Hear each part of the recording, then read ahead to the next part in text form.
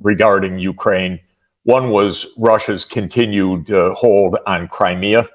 That has a big story to it, of course. And the second was a resolution of the crisis in the Donbass, which was always a point of difficulty in Ukraine since independence, actually, because of the very high proportion of ethnic Russians living in eastern Ukraine in the two Donbass oblasts. And in 2015, after the first phase of this war had broken out, there was the Minsk II agreement to try to address the Donbass crisis. And Putin was saying Ukraine didn't implement that. Europe, which was guarantor of the agreement, didn't guarantee the agreement. This needs to be solved. So all in all, a year ago, three issues were put on the table. Those same issues were on the table in March when it looked like Russia and Ukraine would reach some kind of agreement about a month after the invasion started on February 24th. Of course, one can go back many years to key events that were part of why these three issues loom so large, back to 2014 when a pro-Russian president was overthrown in an insurrection, in effect, in which the U.S. government participated. One can go back to 2008 when George W. Bush Jr. at the Bucharest NATO summit said and pushed all of the other members of NATO to commit to expanding NATO to Ukraine and Georgia. Or you could take it back to 1990 when the United States and Germany in particular promised to President Mikhail Gorbachev that as the Soviet Union was disbanding its military alliance, the so-called Warsaw Pact, NATO would not take advantage of that. And the famous phrase of the time was that NATO would not move 1 inch eastward.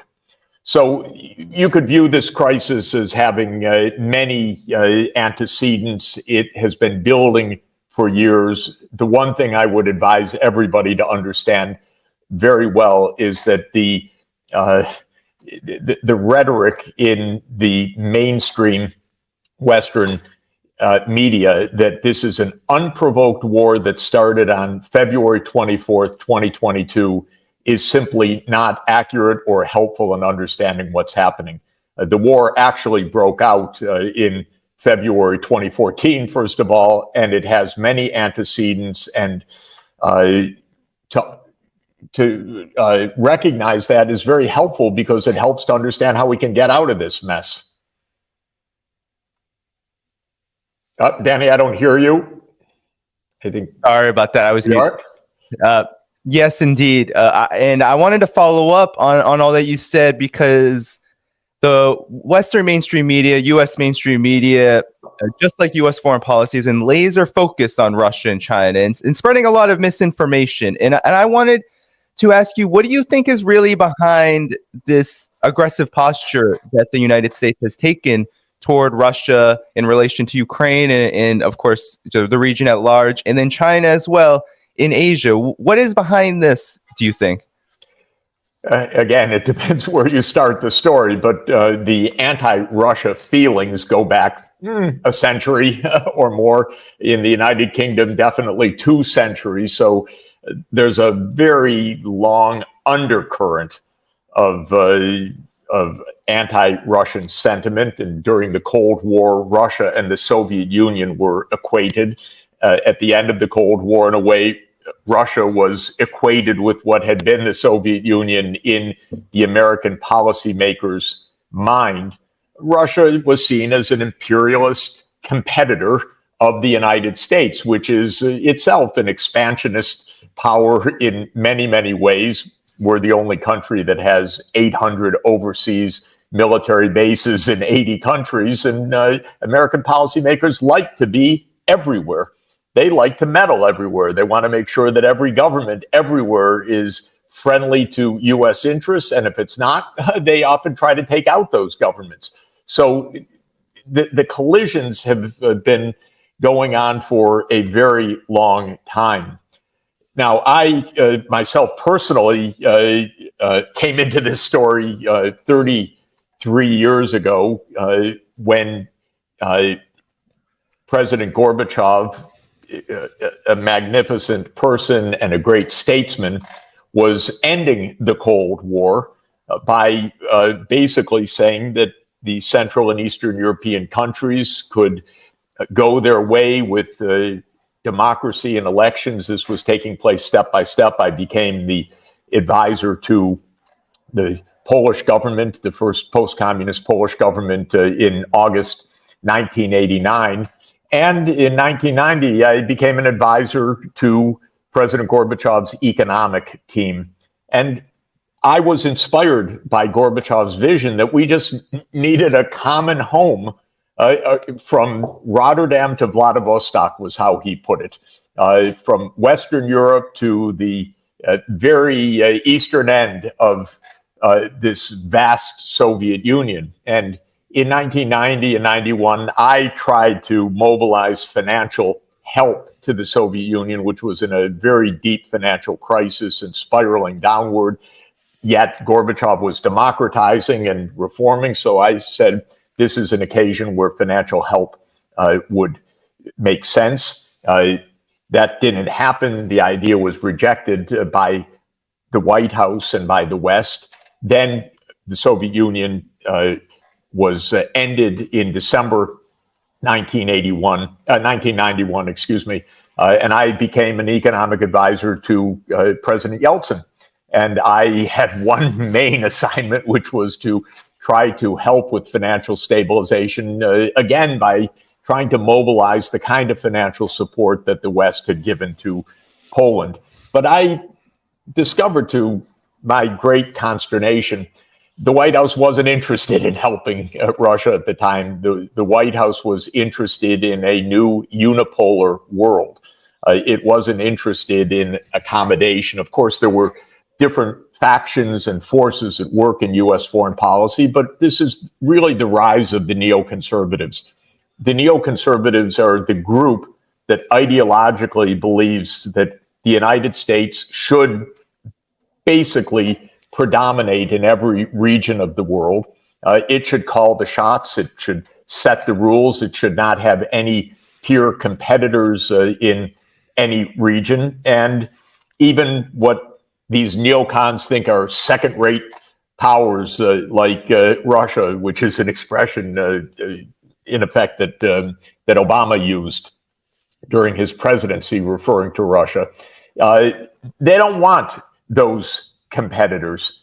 And what we're seeing right now, both vis-a-vis Russia and vis-a-vis China, is a U.S. neoconservative dominated foreign policy, which is based on the premise that if there are powerful countries that are not under the U.S. umbrella, part of NATO or part of some other U.S. alliance, and indeed that are not very friendly with the U.S.-led idea, that those countries are antagonists. So they actually are turned into enemies, not merely other countries, but enemies. And that's the process that has been underway in a kind of self-fulfilling way vis-a-vis Russia and China. With Russia, we refuse to listen to 30 years of Russia saying, please, you said NATO was not going to move. Do not move NATO. This is not consistent with our security. We don't want you on our border. You call yourself a defense alliance. We don't quite see it that way because we see how often you're trying to change regimes and meddle in other countries' politics. So whatever you call it, we have our own ideas. Please stay away from our border. We rejected that all along. Who are you to tell us not to be wherever we want to be around you? So that was on the one side. And on the other side, we're absolutely creating an enemy of China. And I've watched this very close up since really around 2015, where the US policymakers suddenly got the idea that, well, China produces our iPhones and that's good. And they changed the idea to, oh, China's going to take over the world and that's bad. Now we have to contain China's rise. And so they're pulling out the old anti-Soviet playbook and trying to apply it to China. What this is doing in both cases is creating terrible global tensions. And in the case of Russia, a devastating war in which I interpret it as Ukraine being caught in the middle. Of course, the Ukrainian leaders don't share my way of describing it. My Ukrainian friends do not. They say this is just pure Russian aggression. I suppose I can understand their sentiment, but I don't see it that way from a historical point of view that I have watched very closely for more than 30 years. I see one step after another where we refused to tamp down the rising direct collision course that we were on. Well, I wanted to follow up that with your, your take on China in particular, because you've been to China, you've spoken out a lot about China's rise, and you talked a lot just now about what the U.S. is saying about China, how it's demonizing China, and then creating this very dangerous policy agenda around this. What do people need to know about China, do you think, to deconstruct this misinformation that they're getting about China? Because, it feels like a lot of the U.S. population in particular has, only heard one side. They've only heard this kind of new Cold War orientation, but from the mainstream media, from their political class. What do you think people need to know about China to understand China's rise better? And just to say, not only have I been to China, I've been to China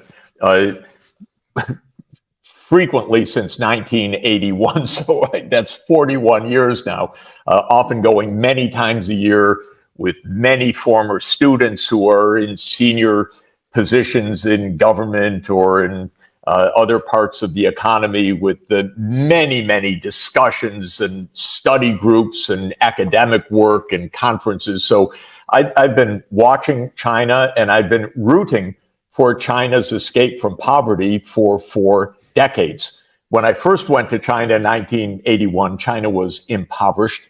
And that was both striking and sad.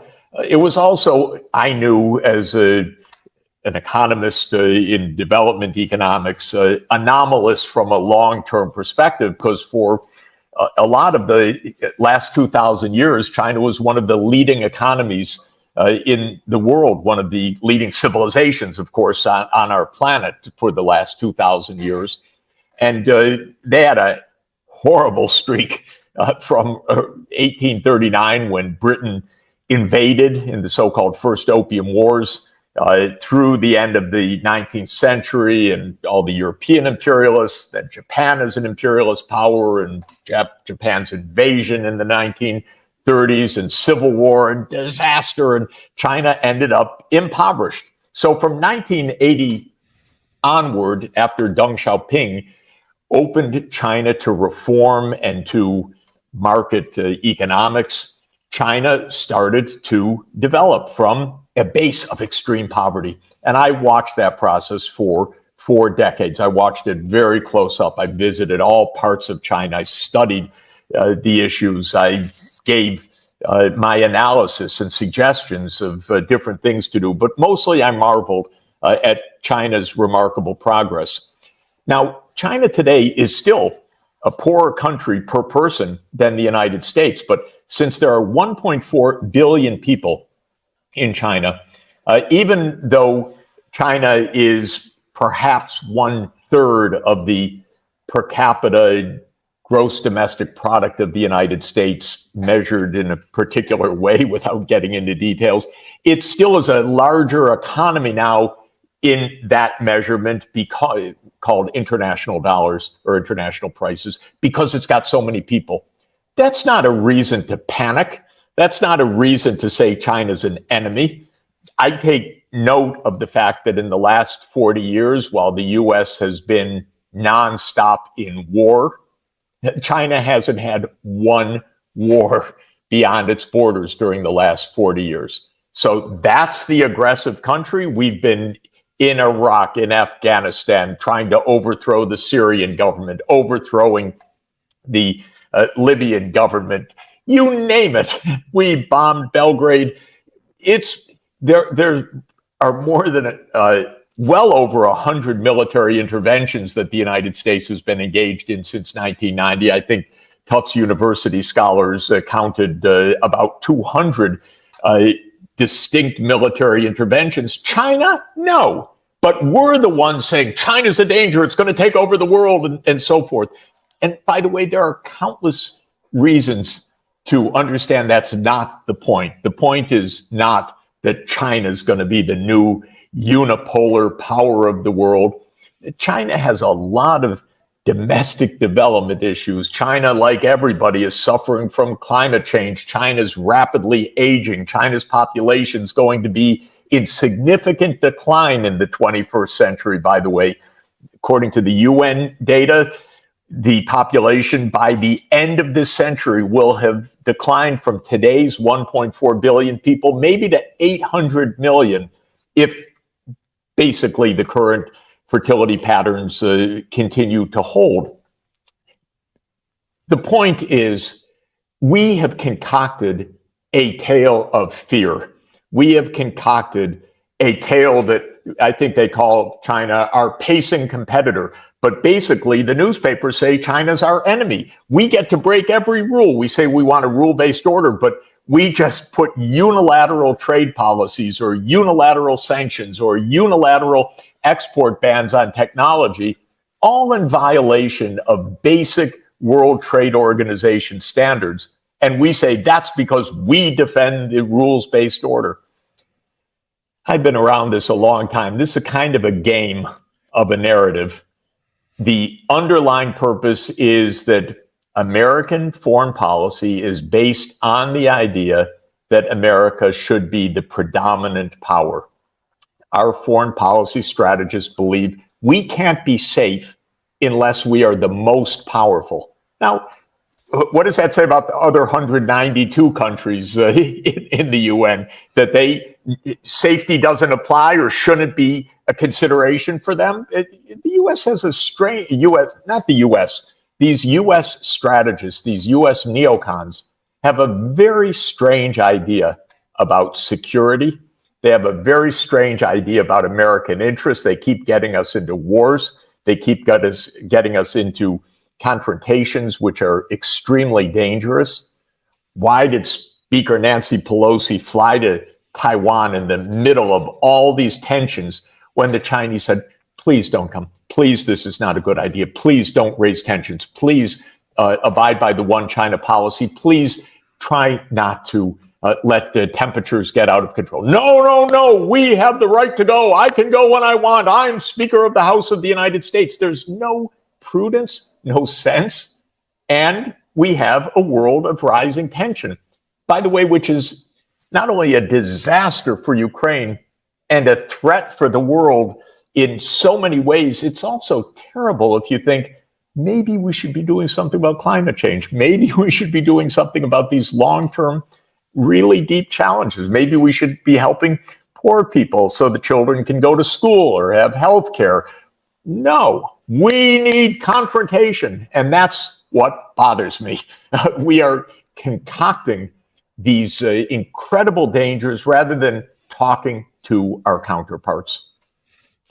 Yes. And you're an economist, Professor Sachs, and you have come out very firmly against sanctions. You were co-author of that landmark report on sanctions on Venezuela, and you've also talked a lot about sanctions on Syria.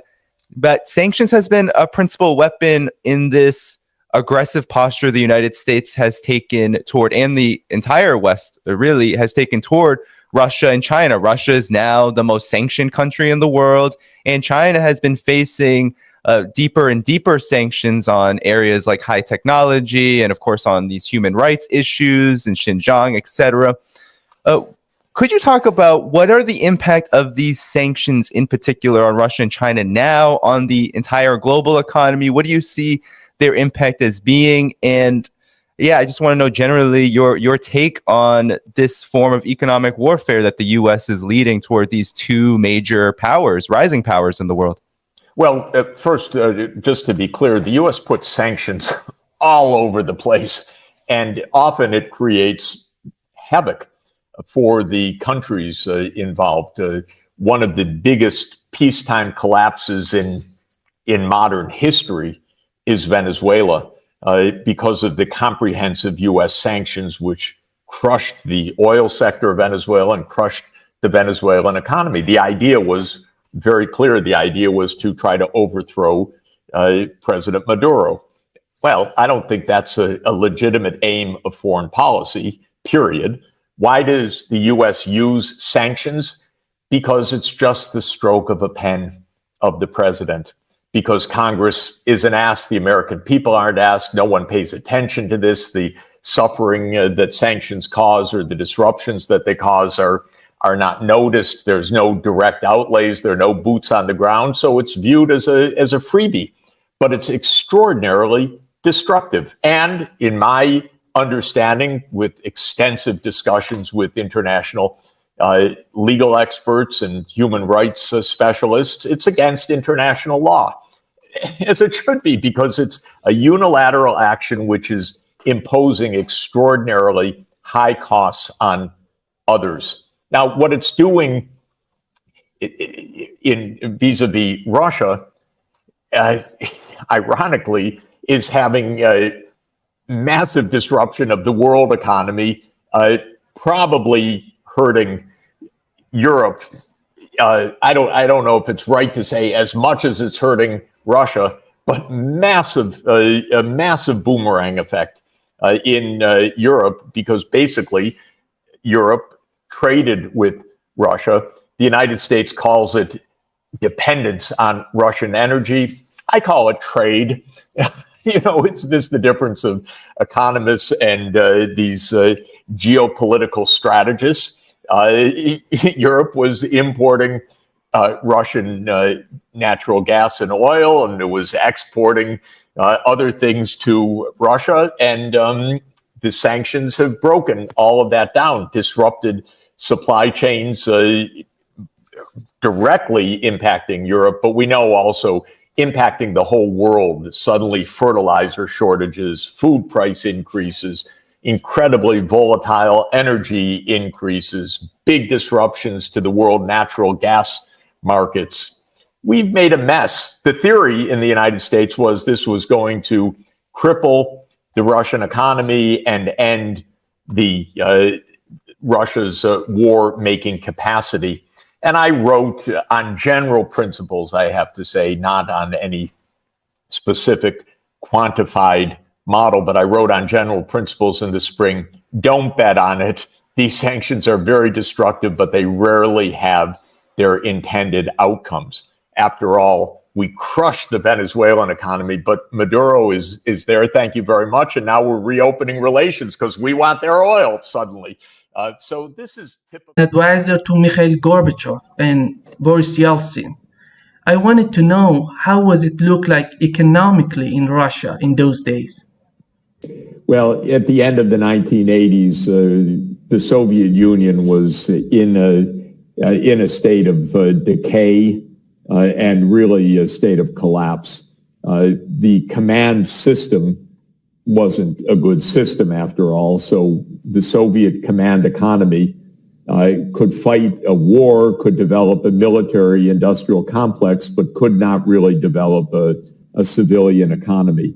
And this was felt in the 1970s and the 1980s. Then in the 1980s, several things happened. Gorbachev eased up on the political control. So he started to open up the harsh system and democratize. But in a command economy, that meant that there were no commands anymore. And so the command economy was not functioning, but there was no market economy. So things started to really get into disarray. A second thing that happened was that world oil prices fell. Russia was a petrostate. The Soviet Union was a petrostate. And so with the fall of oil prices, Gorbachev kind of walked into an even deeper economic crisis. And then the third thing that happened was that he borrowed on international markets. This is familiar for Brazil also, for a few years trying to close the gaps that had opened up. And by 1990, you had a failed economy, a collapsed command system, a government without revenues, and a debt crisis. And Russia was starting to enter a kind of full-fledged economic collapse.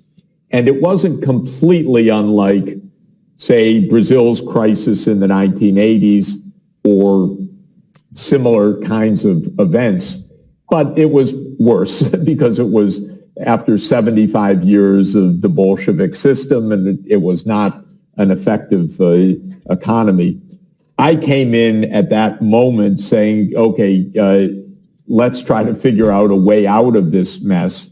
And my main advice, which I had given in Poland starting in 1989, was make internal reforms, but at the same time, let's get help from the international system, from the United States, from Europe, from the international institutions, so that this period is at least cushioned so that it doesn't go into a full-fledged financial crisis.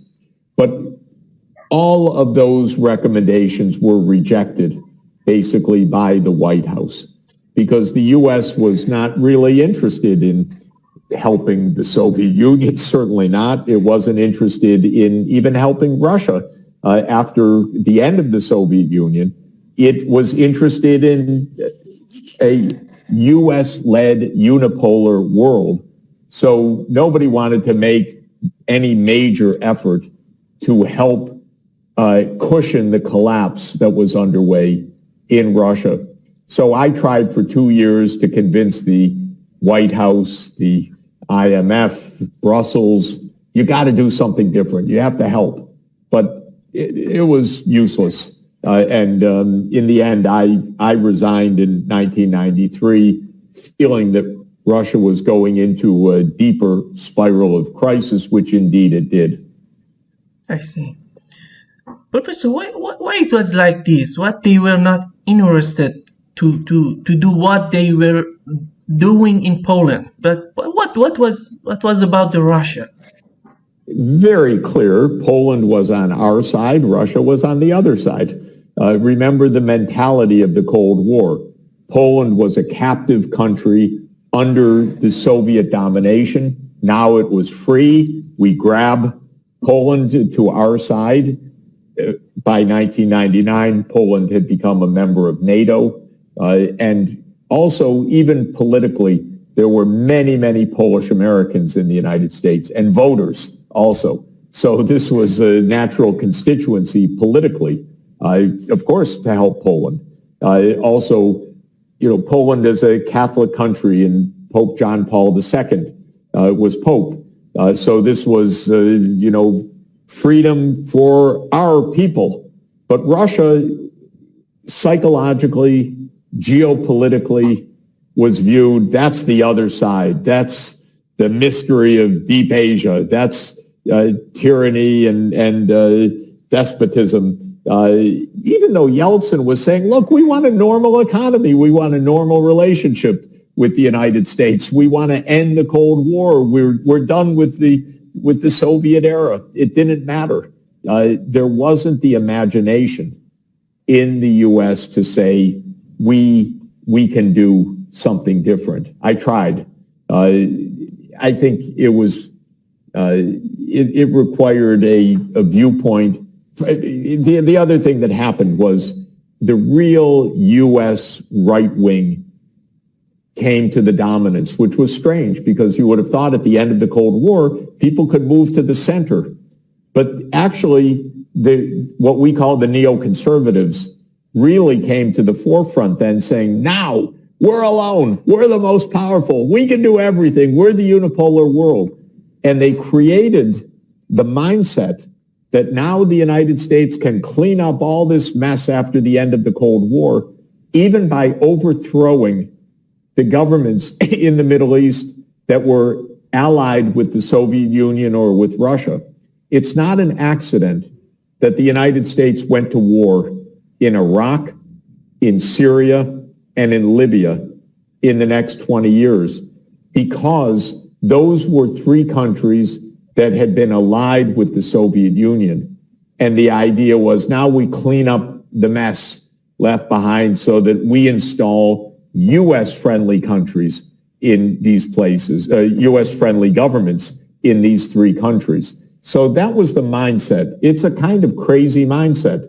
Of course, those three wars were disasters. The Iraq War broke up the country, divided the world. The intervention in Syria to overthrow Assad failed completely, and President Assad is still there. The U.S. is mostly out. And then in Libya was the overthrow of Muammar Gaddafi, but it left behind a civil war. So each time the U.S. intervened, it was a mess. But it's not an accident, those three countries. Those were the three Soviet allied countries, Saddam Hussein, Bashar al-Assad, and Muammar Gaddafi, and the United States went after all three of them. Interesting.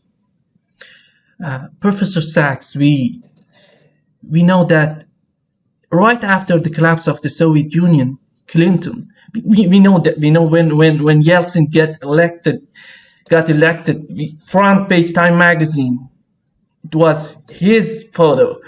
But Clinton, right after the collapse of Soviet Union, start expanding NATO. And I want to know, what was the Yeltsin's reactions in those days? Well, the timing is interesting, because in 1990, as part of the end of the Cold War, the United States and Germany promised to Gorbachev that NATO will not move 1 inch eastward.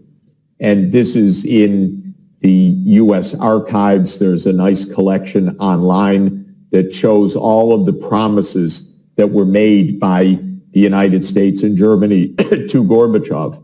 So it was clear to the U.S. and Germany, to Helmut Schmidt, that you couldn't just end the Cold War without making a reciprocal promise to Gorbachev that if Gorbachev would end the Soviet military alliance, which was called the Warsaw Pact, then the United States military alliance, NATO, would not take advantage of that. So that was the promise. But I think already by 1992, with Gorbachev gone from power, the neoconservatives started thinking, we don't really have to honor that. Then Clinton came in, and for the first couple of years, I don't know what they were saying internally, but it was not a live issue. And actually, there was an attempt of NATO and the Russian military to form a kind of trusted relationship. But then, starting really in 1995, 96, the policy of the Clinton administration became to expand NATO. And exactly why that is not clear to me. But I can say the first thing is they thought they could. You know, the U.S. is the superpower, can do what it wants. So part of it is just arrogance. Then they said, any promises we made to Gorbachev, forget it. Gorbachev's gone, Soviet Union's gone. But that's also not true, because Russia is the continuation state of the Soviet Union. You make a promise to one, you're supposed to honor your promise to the continuation state. So they cheated on that. We had a pretty hardline Secretary of State, Madeleine Albright, from Central Europe. Well, she wanted to move NATO to Central Europe. And Clinton had a debate inside his cabinet, The defense secretary at the time, William Perry, was against NATO expansion. Madeleine Albright was for NATO expansion. Clinton chose NATO expansion. Perry thought maybe I should resign. He wrote about it in his memoirs. Even a dozen years or 20 years later, he was wondering, should I have resigned? He wasn't sure that he did the right thing. He stayed in office, but they went ahead with the NATO expansion. So it was actually in 1999 that Poland, the Czech Republic, and Hungary joined NATO. I think even that break was not decisive for what happened because those three countries are in Central Europe. They don't border the Soviet Union. They had been occupied by the Soviet Union for decades. One could even imagine the Russians being quite unhappy, which they were, but realizing they're not going to be able to push the point more. But then George W. Bush Jr. came into power in January 2001, and he really accelerated this. So 7 more countries joined NATO during the Bush period. And these were pretty provocative because it was 3 Baltic states, part of the former Soviet Union and right on the Russian border, and 2 countries in the Black Sea, Romania and Bulgaria, and also Slovenia and Slovakia. Okay, this was already, Putin was getting pretty furious and saying, you're crossing our neighborhood, you're crossing our red lines. And what about all the promises once upon a time you made? But the real coup de grace came in 2008 when Bush, in his last year of office, insisted that NATO commit to enlarge to Ukraine and to Georgia. And then Putin said, you must be kidding. This is our immediate backyard. This is more than 1,200 kilometers of border, and you're talking about putting a military alliance up against our border. This is where our naval fleet is in the Black Sea, and you're talking about surrounding us with Ukraine, Romania, Bulgaria, Turkey, and Georgia in the Black Sea, and our port, our naval port, Sevastopol in Crimea. So he said, no. And he said to George W. Bush Jr. in 2008, you expand NATO to Ukraine, Russia will take back Crimea. He already told him, you're crossing the line on this. And then a pro-Russian president was elected in Ukraine, Viktor Yanukovych, who was seeing, my God, our country's in between these 2 superpowers. So Yanukovych said, we go for neutrality. We don't want to be members of NATO. We don't want to be a war zone.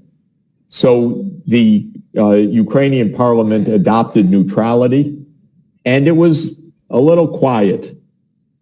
And in late 2013 and early 2014, a mass uprising took place called the Maidan Revolution.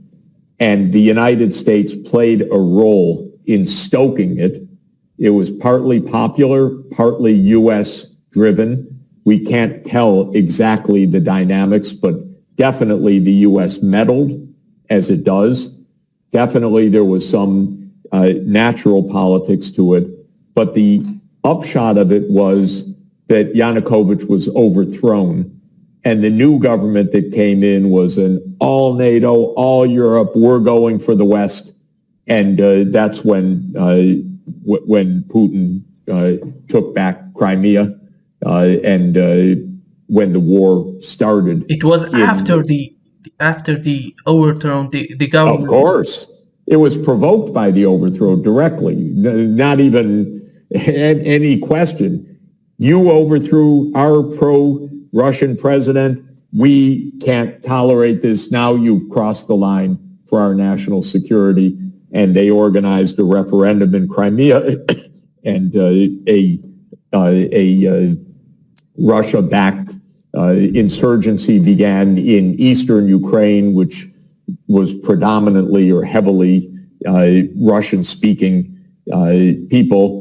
And that's really when the war started in 2014. So it didn't really start in 2022. It started in 2014, immediately after the insurrection-led overthrow of Viktor Yanukovych. Professor Sachs, we know that from the Cuban Missile Crisis, we know that President Kennedy, which I admire a lot, because one of the greatest men we had in our history. I think when he feels existential threat in his backyard in Cuba, why Putin cannot feel an existential threat at his doorstep in Ukraine? It's very analogous that when Fidel Castro in 1960, after the Cuban Revolution, turned to the Soviet Union, it did not take long, by the way, for Eisenhower first to say, okay, now we invade Cuba, because immediately the CIA put together a plan to invade Cuba, because Cuba with a military alliance with the Soviet Union, hell no. So the United States, of course, by the way, if Mexico announced one day, we really like China and we're entering a military alliance with China, and Washington says Ukraine can make whatever choice it wants, so we want to make whatever choice we want, it would probably be a war in 20 minutes. The United States would never tolerate it, the U.S. government, that is. But we can't understand the red lines of other countries because the U.S. is a very arrogant country. You know, when you're so powerful, you think the rules apply only to the others, not to you, or whatever, or that you don't have to, what you feel doesn't matter for anyone else. And so there's a kind of arrogance built into this, which is that what the U.S. would never tolerate, it expects other countries to accede to. And Putin said, no, you know, this is my backyard, Russia's backyard. We don't accept NATO here. And more to the point, in the Cuban Missile Crisis, when the Soviet Union, after the U.S. invasion of Cuba, responded by Khrushchev putting offensive nuclear weapons into Cuba, which was a very reckless thing. But Khrushchev wanted to teach the Americans a lesson. He wanted to say, you have missiles pointed at us in Turkey, we will have missiles pointed at you in Cuba. You invade Cuba, we'll defend Cuba. So Khrushchev was trying to do politics in this way, but in a very clumsy way.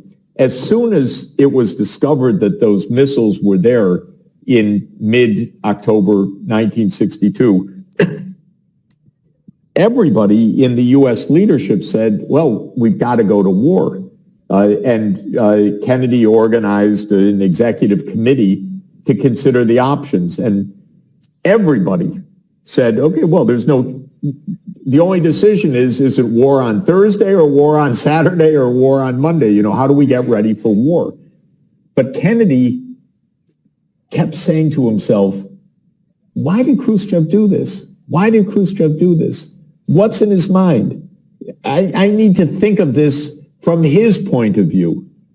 And this was really brilliant, extremely important. It ended up saving the world. Kennedy had one advisor at the beginning, Adlai Stevenson, who was the U.S. ambassador to the UN, who said to Kennedy, you have to end this diplomatically. Kennedy was shocked because every other advisor had said, you have to end this militarily. And Kennedy was also very politically conscious, you know, as a political animal. He said, if I don't respond to this in a tough way, I'm going to be impeached. I'm certainly going to pay a heavy political price. So on the one hand, he was told, go in and bomb. he knew something wasn't right about that. He was quite afraid politically for his own circumstances if he looked too soft on this. And that's why crises like these are so unbelievably dangerous. And incidentally, the CIA had correctly spotted these missile sites in Cuba with air surveillance, the so-called U-2 spy planes, but they were wrong on so many details. They said the missiles weren't yet in operation, but many were. They said there were about 5,000 Soviet troops, but it was closer to 40,000. So many things that they thought were true were false. And the premise of how the U.S. would militarily engage was based on lots of false premises, which is also par for the course. And the reason I mention it is we've got a war going on that's a proxy war between the U.S. and Russia right now in Ukraine. It's extraordinarily dangerous. We shouldn't think, well, they're keeping it under control. Yeah, it's terrible for the Ukrainians, but nothing too bad can happen.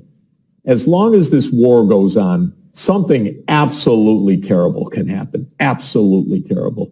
Even a field commander, often has authority to use a tactical nuclear weapon or something, or an accident happens, or somebody misreads a radar signal, or God knows what kind of thing can happen.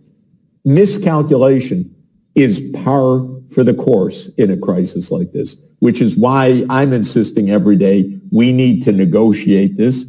We need to understand that NATO enlargement crossed a red line very dangerously.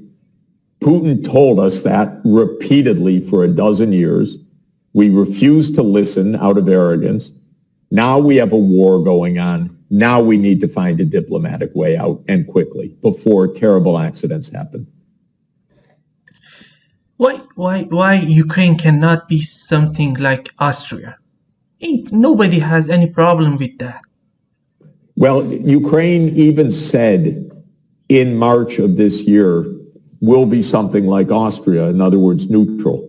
And they started to negotiate on that basis and actually exchanged papers with the Russians based on Ukraine's neutrality.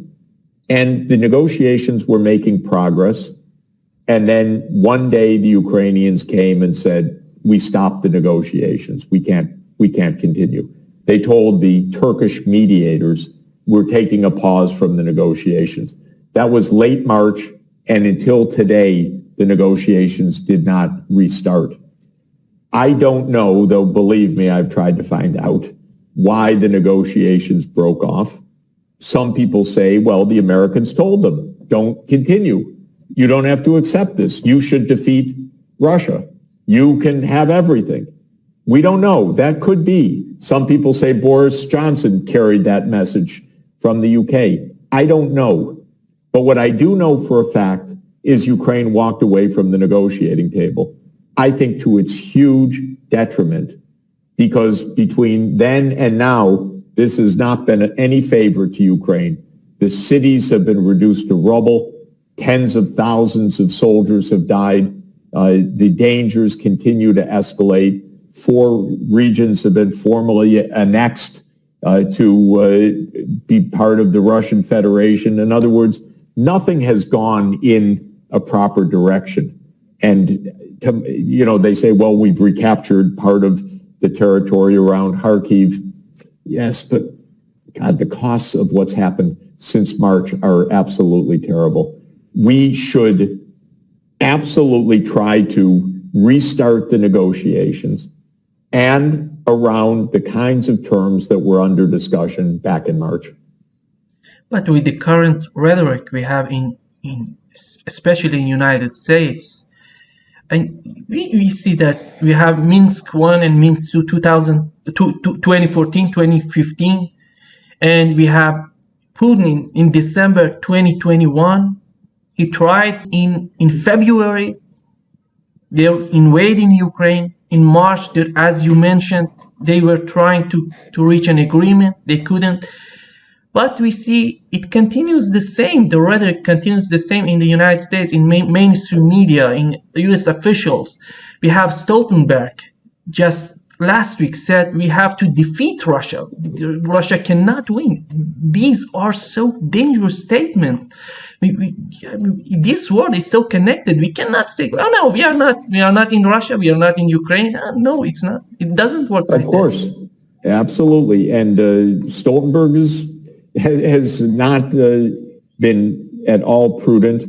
What I think is possible after the U.S. elections, maybe there will come a moment at least for reconsideration. We don't know the results, but if the Republicans win one or both houses of the U.S. Congress, that's a defeat for the policies of this administration.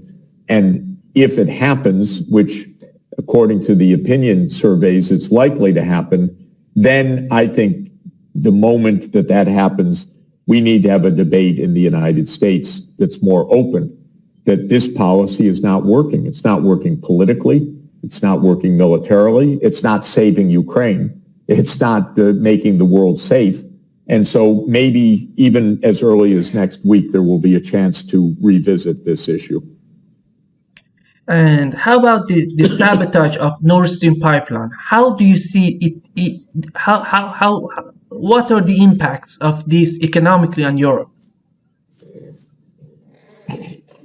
The war has hit Europe very hard because between sanctions and Russian countermeasures, the flow of gas and oil from Russia to Europe was basically ended. And that meant an energy supply crisis in Europe, and it will hit the European economy and drive the European economy into a contraction. Russia had basically turned off the flow of gas, but it could have turned it back on again in the context of negotiations. And there was calls for negotiations coming from German business, for example. Then, kaboom, the pipeline was blown up. My own guess is the United States blew up the pipeline because the United States always viewed the pipeline as Europe's dependence on Russia. And so by blowing it up, it would end the option of turning the energy flow back on. Of course, it would make the European crisis even deeper. But my guess is that the United States blew up the pipeline, partly because Biden really foreshadowed that in February, and people can find it online, in a press conference that he held with Chancellor Olaf Scholz of Germany. He was asked by a reporter what would happen to the pipeline if there's a Russian invasion. And he said, if Russia invades, the Nord Stream pipeline is over. And the reporter was quite surprised. What do you mean it's over? It's a Russia-German pipeline. And Biden says, believe me, we have our ways. You know, it's incredible. It's really remarkable to watch.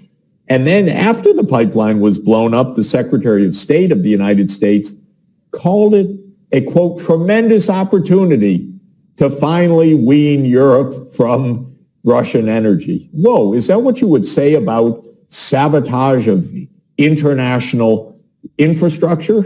That it's a tremendous opportunity? Wouldn't you say someone's committed a dastardly crime that has created an even deeper economic crisis and we're going to get to the bottom of it? Would you talk about it as a tremendous opportunity? Well, yeah, perhaps you would if you did it. So I'm of the view that the U.S. probably did it. I don't have definitive proof. I find it weird that when Sweden went to have a look at what happened, they ended up saying, okay, for national security reasons, we will not share the information of our investigation, even with Germany and Denmark. Oh, what did you find? A little American flag at the bottom of the sea? I don't know. But, you know, what do you mean you won't share the information with your neighbors within the European Union? It's all tantamount to Europe not wanting to know the real story, whether it was the UK backed by the US or the US backed by the UK or the US alone or whatever. We don't know. And no one's talking. because the U.S. government doesn't talk honestly about these things, obviously. Professor Sachs, I know you visit a lot Europe. You know the governments, you know the people there. Why they are so much in hands of the U.S.? They cannot talk. They cannot talk. Let's go to sanity. Let's stop insanity. One thing is, just the mere fact that you're 27 countries rather than one big one, that makes a difference. So the U.S. divides, Europe, and that's a point. Second, some of the Eastern European countries, understandably perhaps, especially Poland, so anti-Russian that's a big part of the U.S. position. A third part of the story is, of course, the U.S. is essentially the nuclear umbrella for Western Europe. And that's the NATO point, supposedly. And so they don't want to talk about it. But I've had leaders of Europe say to me privately, we can't. They treat us so badly. The United States just, boom. And it's not understandable. Your question's a very good one. I expect Europe to understand its situation and to say, we need a negotiated outcome on this. It's not anti-American. It's not anti-Ukraine. It's actually going to save the situation. They haven't said it yet. I'm not giving up. Okay, it's going to save our planet. It's not exactly. About... Professor Sachs, how do you see we have the Biden administration released national security strategy in which it divides democracies and autocracies. How do you see this rhetoric gonna work for this war? Look, the moment that Biden came in, he said our foreign policy, our greatest challenge of the age is democracies versus autocracies. The first moment I heard it, I said, wrong, this is bad. This is not the way to understand the world. The most important challenge of our time is our common fate on this planet, whether it is climate change or nuclear weapons or war and peace or a global pandemic. It is actually to work together to solve problems. But Biden started by dividing the world, which is just not the right way to get something solved. And I think he, following the neoconservative ideology in the United States, which is dominant in both political parties, he set up a confrontational foreign policy that in the end has weakened his own party tremendously and endangered the whole world, in my opinion, by putting us on a wrong direction. But if the Democrats lose in Congress in the elections, I would say that some part of that is a wrong foreign policy because it's created much of this, not all of it, but it amplified the stagflation, the economic contraction combined with the higher inflation, the hardships